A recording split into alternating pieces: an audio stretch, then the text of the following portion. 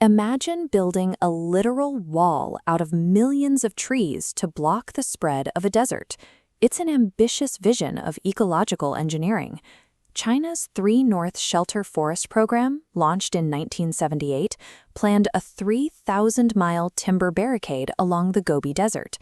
Africa's counterpart, the Great Green Wall, was envisioned in 2007 as a 15-kilometer-wide, 4,800-mile living barricade from Djibouti to Dakar.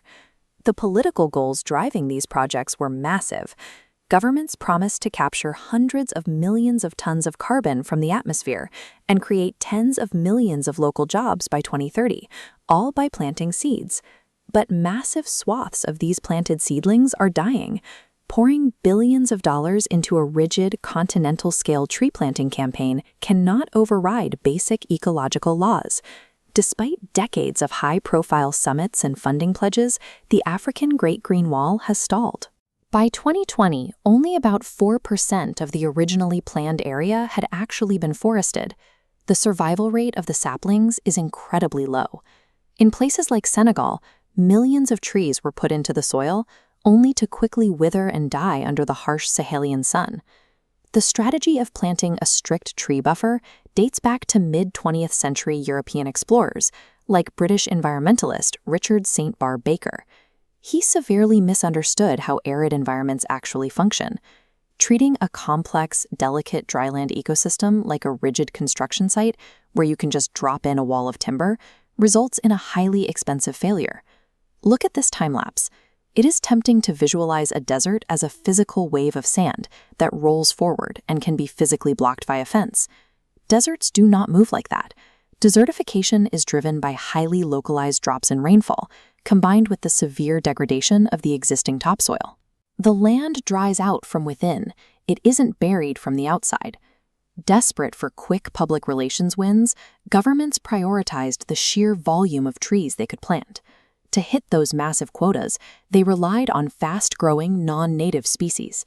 Planting massive rows of the exact same non-native tree creates an artificial monoculture.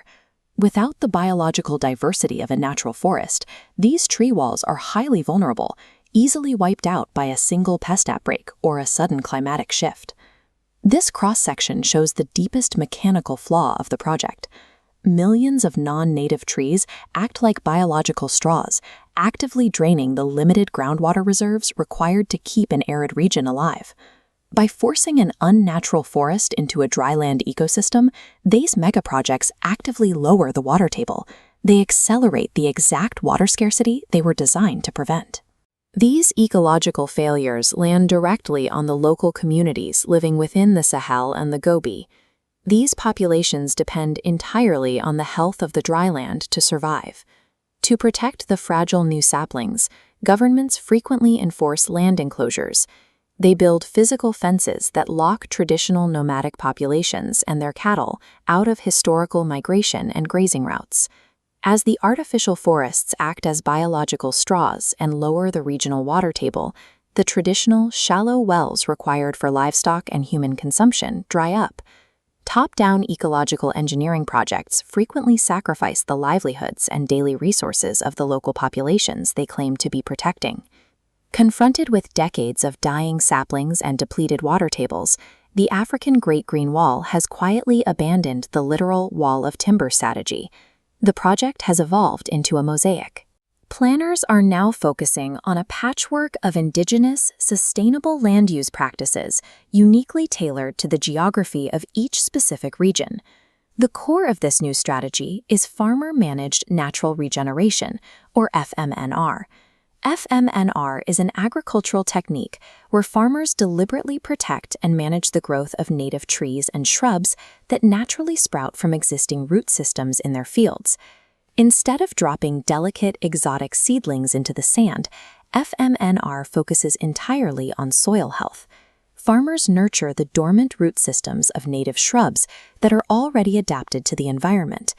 Landscape restoration only succeeds when it works symbiotically with the existing ecosystem, rather than trying to overwrite it with a foreign one. With a new strategy comes a new way to measure success. Scientists are abandoning the public relations-friendly metric of number of trees planted, which completely ignores whether the plants survive. This map visualizes the new standard. Researchers now rely on satellite data to track genuine, wide-scale increases in soil moisture and overall native vegetation health over time. For this to work at scale, governments and international donors must financially reward communities for verified, on-the-ground ecological restoration, rather than continuing to fund symbolic tree planting pledges. The ultimate defense against desertification is not a simplistic engineered wall. It is the empowerment of local communities who already know how to make the drylands bloom from the ground up.